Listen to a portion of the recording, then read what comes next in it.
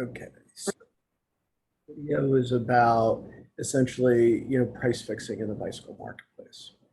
And this is not going to be a single video itself. It's going to be a sequence. I mean, this is such a fundamental problem in my industry.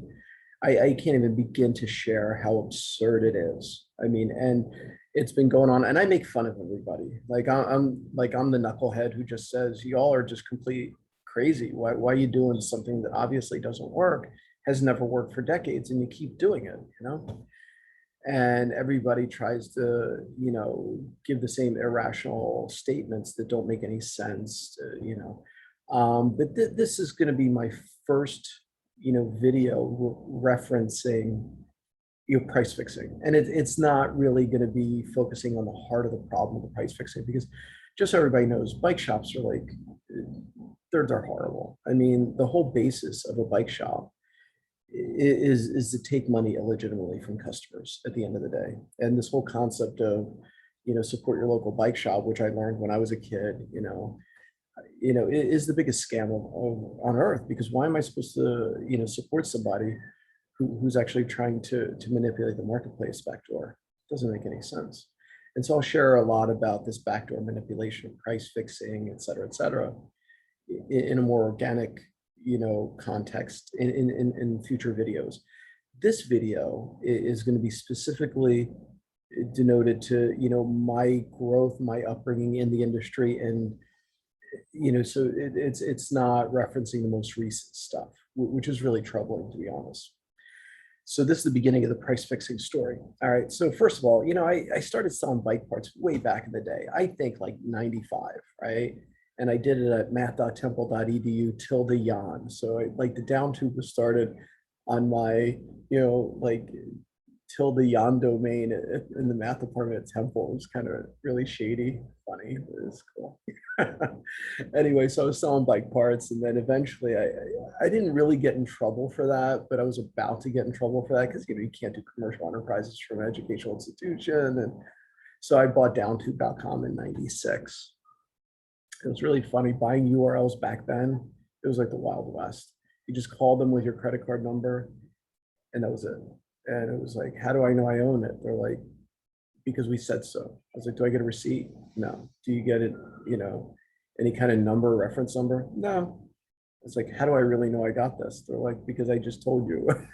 It was like the craziest credit card transaction I've ever had in my life. It was really, really funny.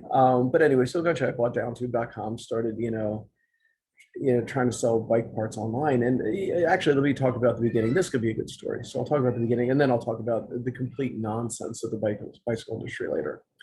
So, the Downtube started just literally by luck, and obviously a little bit of hard work. But after I biked across the country, I wanted to, to essentially to start a bike shop. I wanted to own a bike shop and be a mathematician. That's all I cared to do in my life. Like, that's it. A little bit of chess here and there, but those were the two major goals in my life at the time. And so I went to this bike shop. Like, I didn't know what to do. I want to work at a bike shop. And I went to his son's bike shop, which is like really kind of shady place. It was really, I mean, it just felt like the guy, just wanted money. He didn't know anything about bikes, the owner. It was really weird. It felt like a, capitalistic enterprise, and taking care and using socialistic venture of bicycles, which is somewhat, I felt socialistic. And, and at the end of the day, I didn't care. I just wanted to work at a bike shop. So I was like, hey, can I just work at your bike shop? They're like, no. I was like, how about if I volunteer to work at your bike shop? They're like, for free? I'm like, yeah, for free. They're like, all right, yeah, we take free. I got hired, right, on a volunteer basis. And because of that, I actually found out about the Interbike show in Philadelphia. It's coming to Philly. Used to do, they used to do like, I think Anaheim, LA. I'm not sure where they did the West Coast show, but later it was in Vegas. I think it was Anaheim before. Not sure. And then they did the Philly show. Right? And so I'm at the shop, and the guy's like, yeah, big bike shows come in here. I was like, oh, cool. So Anyway, it turns out I messed up at the bike shop, so I kind of got fired from my volunteer job. Sorry, everybody. And but I knew about the Interbike show, and I went to the Interbike show, and kind of got in. Like, I mean, I paid. It was illegitimate. I said I had Jan's bike shop or some nonsense. Had to pay some amount of money. I don't even know. And I got in, and it was interesting because I didn't really know what it was. I heard about it, but I never knew what it was, and I was like, oh my god, this stuff sells for really cheap here. It's like all wholesale stuff. It's like, oh wow, how do I do this? So like, eventually, some of these companies, they wanted like legitimate bike shops and stuff, and some were kind of shady. They didn't really care at all. And so I hooked up with, actually going to some of the shady places that would sell to me. And I didn't really do anything with it right away because I was like, this is weird, and I need to get a license, a business license and stuff. I know I'm getting off track, but it's eventually got the business license and I started Downtube. And, it was good. So, but most of the wholesalers would not deal with me. And just so you know, that's illegal. Like, they need to treat everybody exactly the same. And I didn't know it was illegal at the time. I didn't really, I didn't really care. I just wanted to do something. So I didn't need to get into that nonsense. But yeah, most wholesalers were like, no way, like quality bicycle products. They would almost laugh at you, like they're like, we're too good for you. And that's one reason I really don't want to deal with QBP at this time. They're too good for me to now too, right? It didn't change. I'm still the same. They're still the same. We're good. Yeah, so most of these places would not deal with a garage starting enterprise, which is kind of ironic because the super majority of bicycle companies, if you read their history, started in the basement or in a garage. Like literally so many different companies. It's insane. So it's just so ironic that if you do what was done a generation before, it's not allowable, not permissible. No big deal. So fast forward, so that's, that was kind of the beginning. So, but, got a few accounts, started selling some nonsense, spent a lot of time, didn't make any money, no big deal. Eventually, fast forward till, around like 2005, it was like, man, I was doing all right. I mean, Downtube was kind of kicking it around then.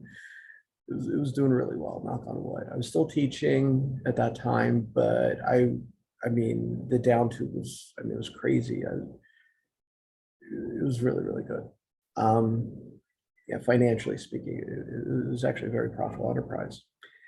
And then 2006, I decided I wanted to really expand the bicycles, right? The folding bicycles. It was time. I mean, I had a lot of inventory. I mean, I don't know how much inventory I had, but I do remember around our maximum inventory level was, like somewhere in the ballpark, a couple thousand bikes, like in stock, okay, in the US. We had some overseas too. I'm not counting the overseas stuff, but like having 2,000 bicycles in stock. I mean, we're moving some serious bikes at that time. I mean, it's, it doesn't, you don't just get that kind of inventory. Yeah, so we were definitely moving some stuff. And as usual, I'm overly aggressive with buying because, you never know the future. So you want to, be ready for, crazy sales. And I kind of misevaluated, which I always do, and now I'm more conservative with that nonsense, but no big deal. But I always misevaluated. I was super aggressive, I was like, let's buy more bikes.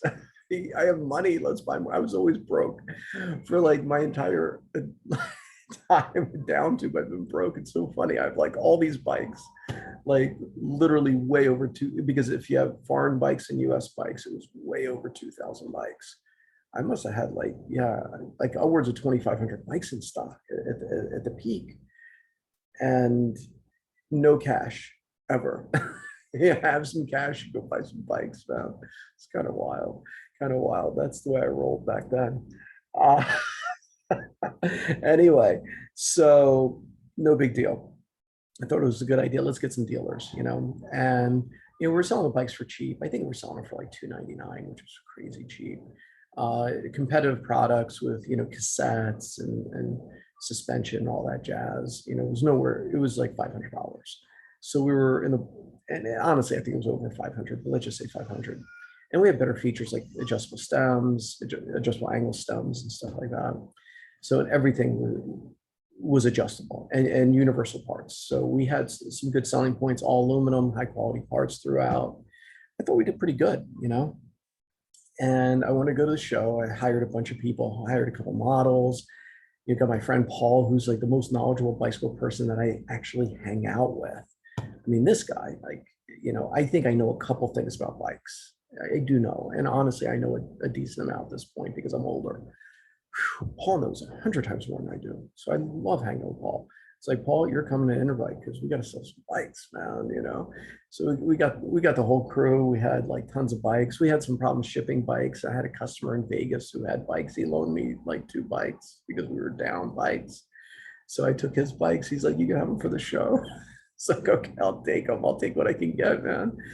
So yeah, no, but the booth was fully stocked, you know, and yeah, I think overall it cost like 10 grand to, you know, including the cost of the booth and all the stuff, you know. I think we picked up like 10 dealers, little rinky dink dealers. And I don't mean that in a derogatory way towards any dealer. Like, don't listen to what I mean is I talked to some massive sellers, like some of the biggest sellers of bikes, you know, as well as folding bikes.